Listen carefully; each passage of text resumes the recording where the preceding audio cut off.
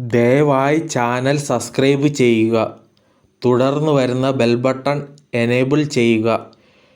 ഇന്ന് പറയുന്നത് ഒരു അയ്യപ്പ മന്ത്രമാണ്. ഈ മന്ത്രജപത്തിലൂടെ അയ്യപ്പ പ്രീതി വർദ്ധിക്കുകയും അനുഗ്രഹവുമാണ് ഫലം. 18 വർഷം മല ചവിട്ടുന്ന ഫലം മന്ത്രജപത്തിലൂടെ സാധിക്കുമെന്ന് ഫലശ്രുതി പറയുന്നു. മന്ത്രം പറയുന്നു: ഓം ഹരിമായ ഹരമയം വന്ദേ ഹരിഹര സുദസ്യം കാനനക്ഷേത്ര നിവാസകം കനകരൂപം നമസ്തേയം. ഈ മന്ത്രപ്രയോഗമാണ് പറയുന്നത്. 41 നാൾ മന്ത്രം 108 ഉരു വീതം ജപിക്കണം. അത്രയും നാൾ വ്രതം അനുഷ്ഠിക്കുകയും വേണം.